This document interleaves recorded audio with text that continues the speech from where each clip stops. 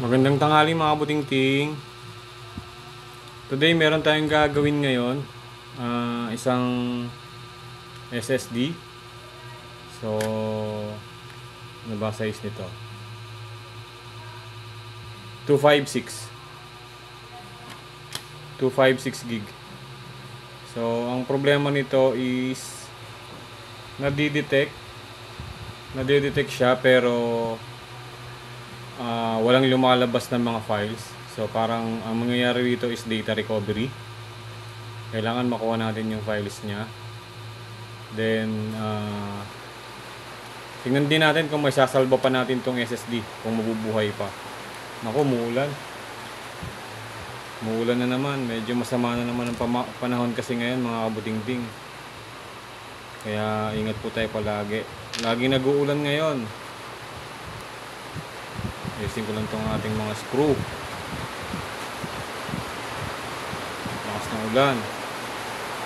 So ayun mga kabutingting, ang gagawin po natin dito ay check natin. Hindi kasi siya nadidetect eh. Na-test ko na to. Hindi siya, nadidetect siya sa computer. Doon, nadidetect. Pero walang lumalabas dito sa, walang nalabas dyan. Yan, dito. So, ito ay C, ito ay D. Walang lumalabas dito kahit na isa. So, dito nadidetect siya sa gilid. Dito nadidetect siya. Yan. Pero pag nasaksak mo, nadidetect. Pero, wala siyang nakikita rito. Then, dun sa properties, tapos sa manage, sa disk management, nadidetect din siya pero wala siyang hindi natin siya ma-format or anything. Kumbaga dito may makikita siyang another na drive. Pero hindi mo siya ma-format or ma-shrink or anything na kung anong gusto mong gawin. So ang gagawin natin, check natin yung computer, yung loob ng SSD. Tingnan natin. Ito. Yan, tingnan natin yung loob niyan. Baka meron tayong problema sa loob kaya hindi siya nadidetect. Hindi lumalabas yung files.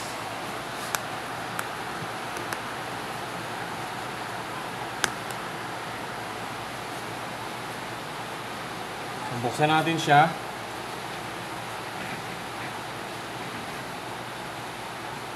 Buksan natin.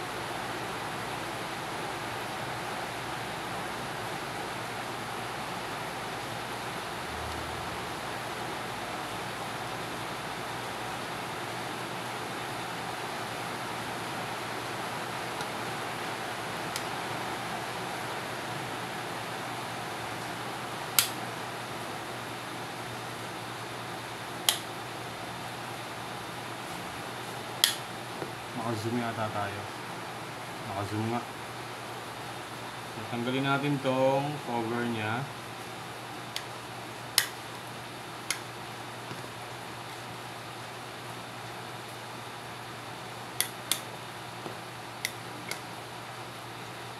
Ayun.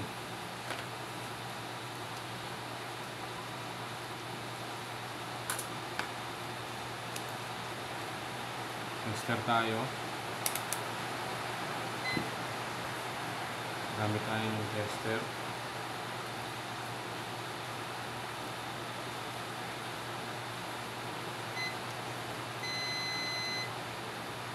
Diode mode. Mag-testing tayo ng mga pyesa.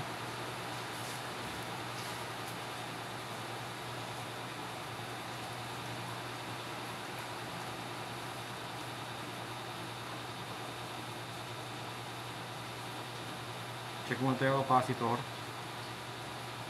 May reading siya. 0, 0. Hindi ako sure kung capacitor ba ito eh. O inductor. Hindi ako sure kung inductor to. Walang label eh, pero tingin ko inductor to.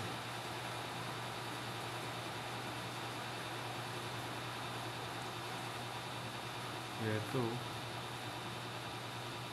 0 din. Resistor.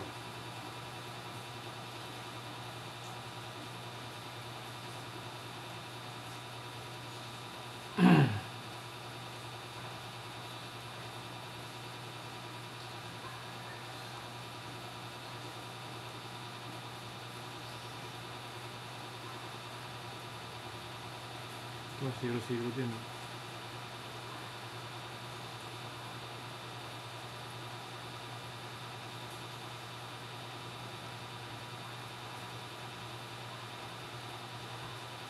Ito, full shorted. Ngayon tayo rito ano, yung capacitor na to.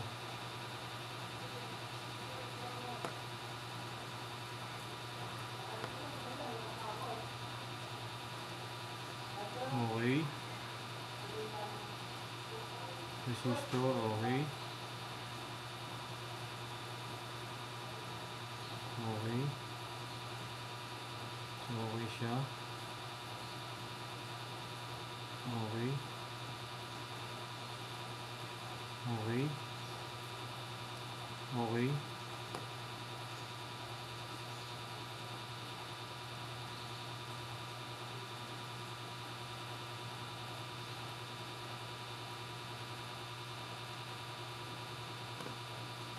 So, ito meron tayong isang shorted dito na capacitor.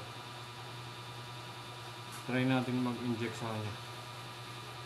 So shorted yung nakukuha nating reading. Try natin mag-inject.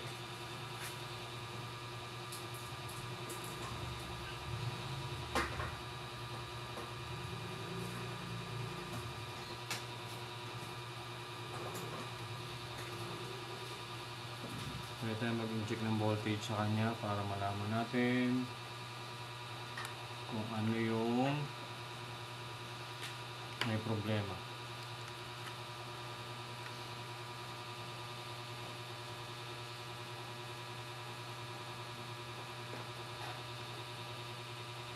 Sobrang tang ating ano, prepare lang natin to.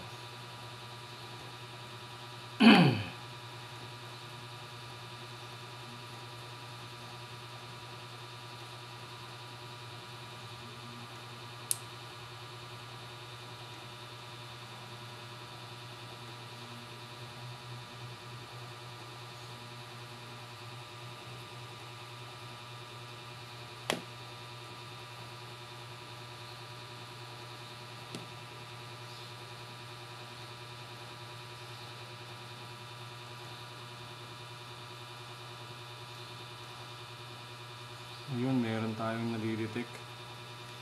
May shorted nga siya.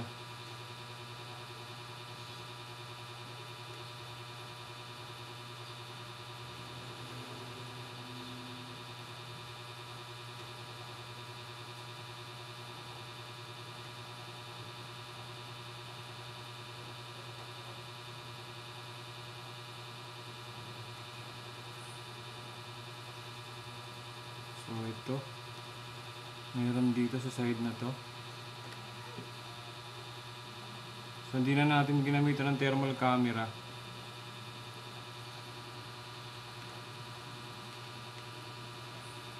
Pero mas maganda gamitan natin ng thermal camera. Wait lang, kukuha nyo sa cellphone ko. So gamitan natin ng thermal camera para makita ko. Yan, so kumuha tayo ng thermal camera. Mag-inject tayo ng voltage.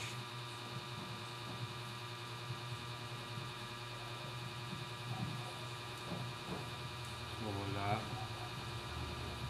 Ayun, dito nakikita. So ito siya, kabuting-ting. May nakita tayo rito.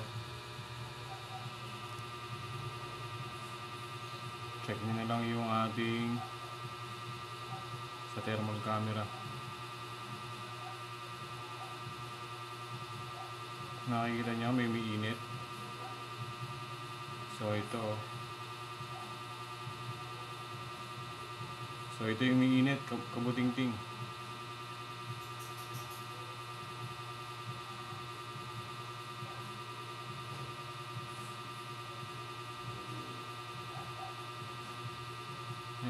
umiinit sa atin. So 5 pins na IC.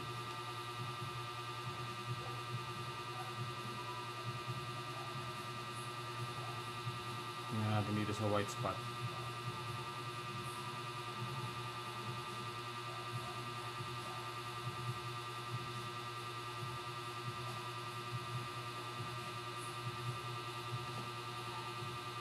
Sige lang. Pero yun yung umiinit, kabuting-ting. Itong ano na to, kasi yung ano natin, bumibitaw.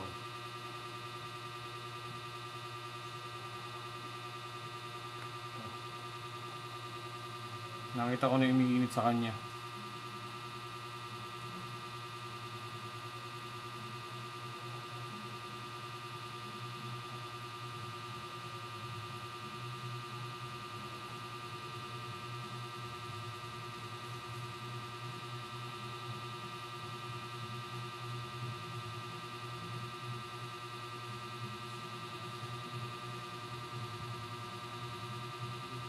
Tanggalin na natin to.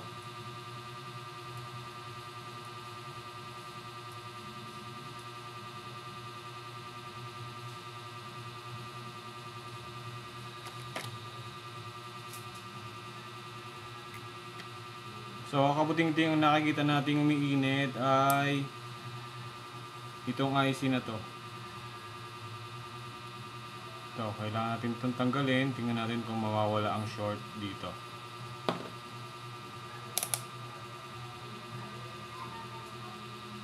Ang tanong, meron kaya tayong pamalit? So hahanap tayo. Lipat natin yung ating camera sa monitor.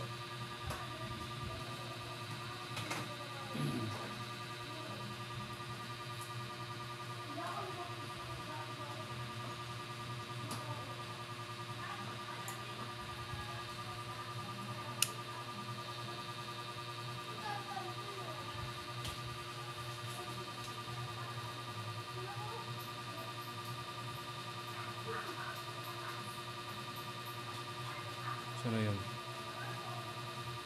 Ayun. So yung ating tatanggalin ay itong isang IC na to. Tanggalin natin yan. Kasi meron tayong short na nakikita rito eh. Ito. Dito sa capacitor na yan. May short tayo dyan. So tingnan natin kasi pag nag-inject ako ng voltage dito. Tingnan natin kung pag nag-inject ako ng voltage dito, ang tinuturo niyang salarin ay yan. Itong 5 pins na yan. Titingnan natin na kapag tinanggal natin yung 5 pins na yan ay mawawala ang short natin dito sa capacitor na yan. So tanggalin muna natin.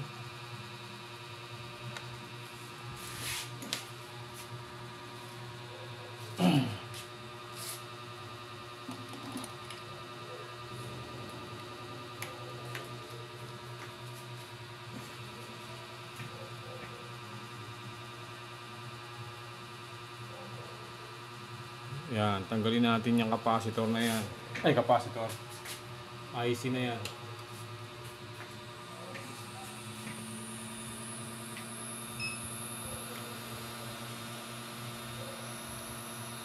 Kita ba?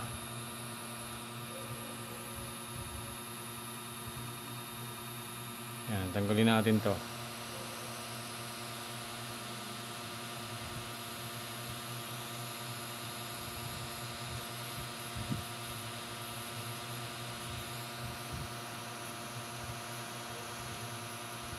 So, tanggal na natin siya.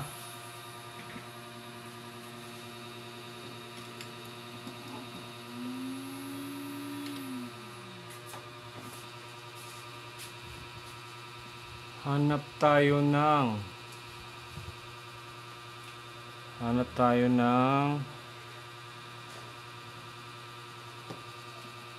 SSD. So meron din tayo ritong SSD. Check natin kung meron tayong makikita na pareho niya. So ito siya.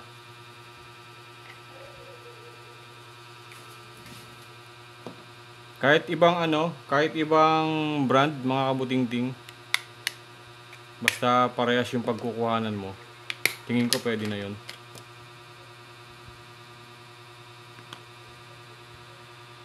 Hanap tayo rito ng Hanap tayo ng 5 pins.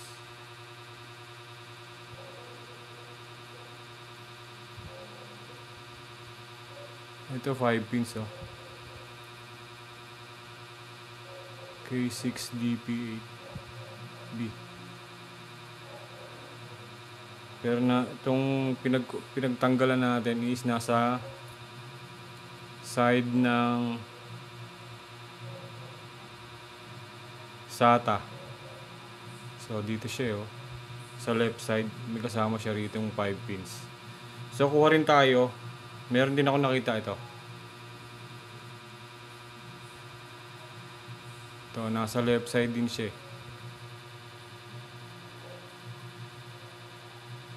So pwede natin siguro itong kunin. Nasa left side. Try natin kunin yan. Tapos yan ang ilagay natin.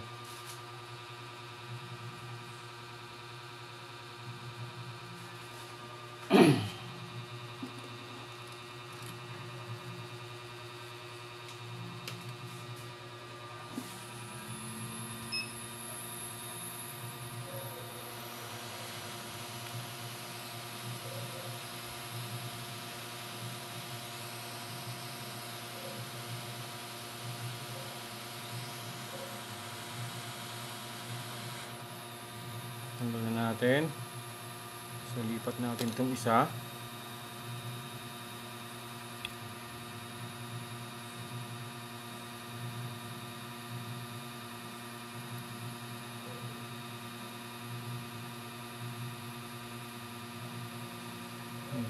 Dito siya sa side na to eh.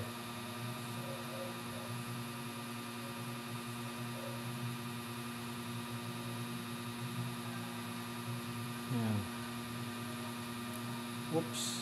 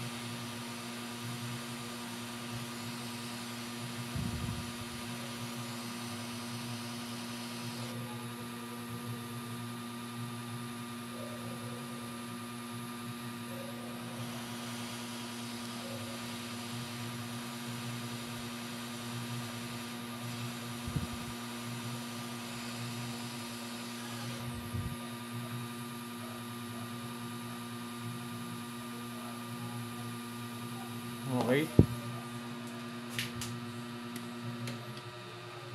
So ang tanong, gagana kaya? Let's see.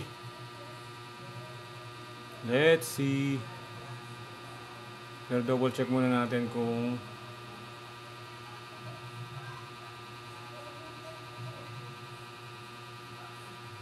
kumapit na. Okay. So try natin kabit. Palamigin ko lang muna to. Dapat natin sa electric fan.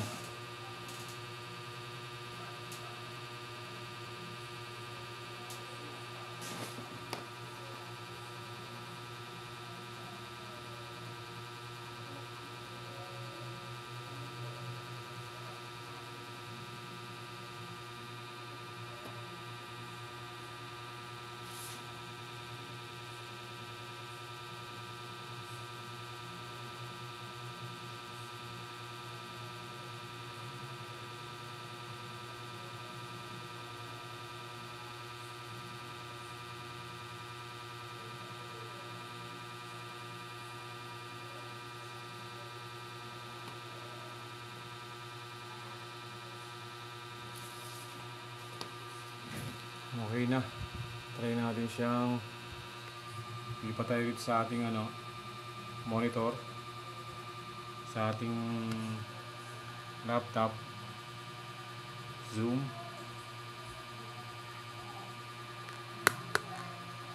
Ayan. So, dalawang drive lang ang meron. Isang C drive tsaka isang D. Yun yung CD-ROM. So, try natin ikabit itong kabit natin to.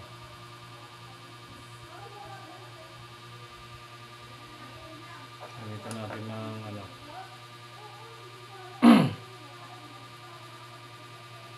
so, let's see.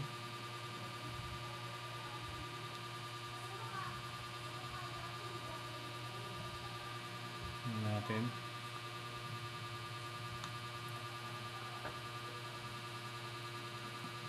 Namatay ang ilaw natin. Namatay yung ilaw. Ayun, may lumabas, kabuting-ting. Ito siya, oh. So, sinaksak natin yung board ng SSD. So, ginamitan natin siya ng connector papunta sa USB port. Then, ayun siya. Tingnan natin kung mabubuksan.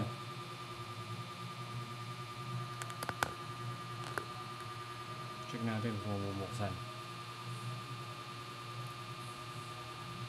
Ayun, mga buting-ting, lumabas siya, oh. Yun, oh.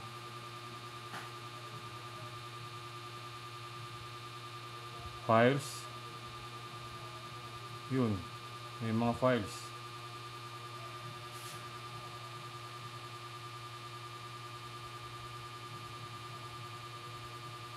Ilang drive ba to?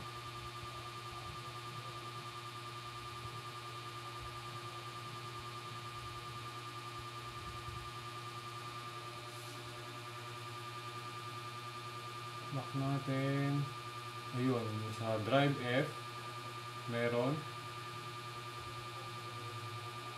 Ayun, meron. So, nabubuksan naman siya. Okay. So, yan, kabuting-ting. Solve yung issue natin dito sa sa SSD natin. Yan po siya, oh, yung board. Pero kabit natin yung kabit natin siya sa case. Kabit natin siya sa case. Para sureball tayo.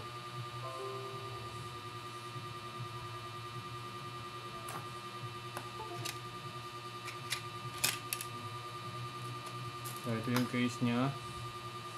Kabit natin. So,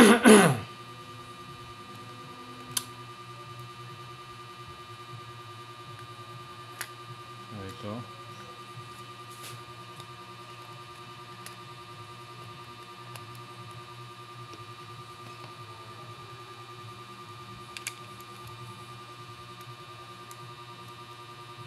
Ito lang, naayos ko muna itong ating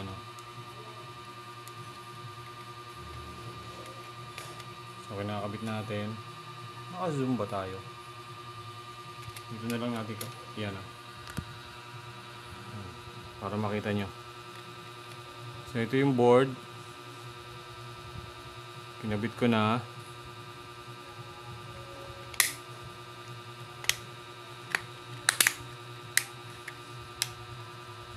Sana gumana. Para di na tayo mamroblema. Okay, kakabit ko ulit siya rito sa ating cable connector. Natin doon.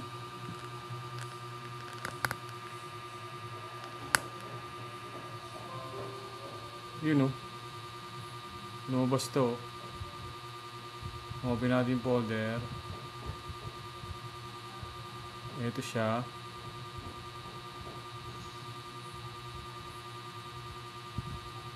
So, check natin yung downloads. Ayan. Desktop. Ayan. Saan natin to? Nadidetect na siya, mga budingding. Nakapag-open ito yung folder. Nabubuksan natin yung files niya.